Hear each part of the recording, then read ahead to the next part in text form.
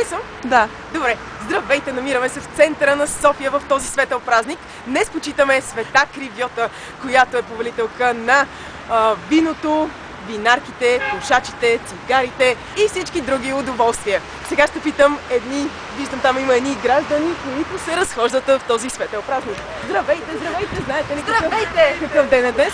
Да, разбира се, днес е чумен ден. Пул да те удари чумата. А вие? Някакъв празник беше на сливането, на какво беше наше? На енергиите, майте бяха. Кои енергии?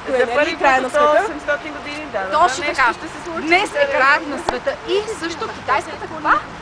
Змия, някаква змия. Водна змия. А кой ден е днес? 10 кой? 10 февруари! Имаме приятелка, която има рожден ден. О, да е жива и здрава, Да е жива и здрава. Пожелайте и нещо, хайде. Сега, какво да кажем? Много здраве на първо място, много щастие. Вино за берекет. Вино също така. Какво друго? Успехи да имат. По-високо моля, че нашата камера не е много добра. Не сме много сигурни, че това трябва да го запишем, защото все пак... Това е конфиденциална информация. Казаха в политиката ще влезем. Не сме казвали такова нещо. Не. Ама елате насам, не бягайте от камерата, така. Ами ние всъщност малко се срамуваме, но имаме нещо директно подготвено с този така ли? Ами знаеш, ще моля вашата приятелка да асистира асистентката. Е така да стане до нашия оператор.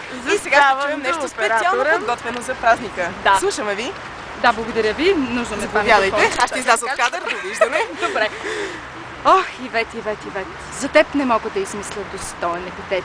Винаги си с перфектен туалет, подчертаваш звездния ти силует. Това пее британският квартет, който, докато Елизавет гледа поредната доза балет. Ах, Ивет. Кандидатите ти са безчет и всеки чака своя ред, за да се бори за теб. Един впечатлява с душа на поет, другият с властта си на кмет. А третият, той чисто и просто с големия си тромпет.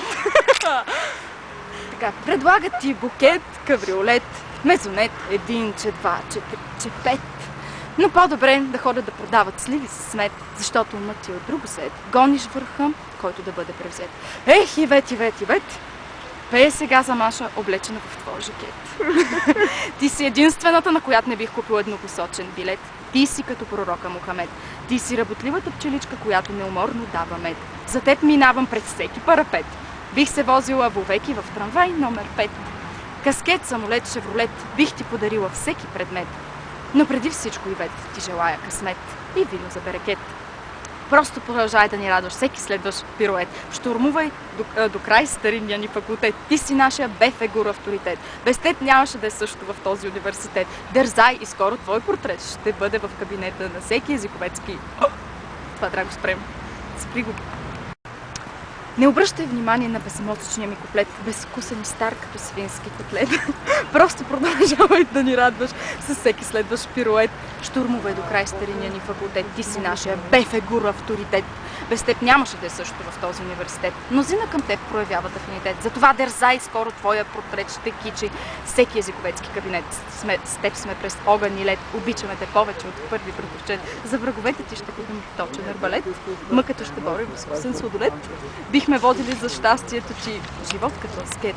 Приятелството ни е като цигара за пушача за хлед. Какво си говорим? Ти си класа, ти си шербет, ти си най-големия шукаритет. Силна си като султански декрет, опияняваща като държавен суверенитет. Желаем ти само просперитет и издръжливост живота като на полов атлет.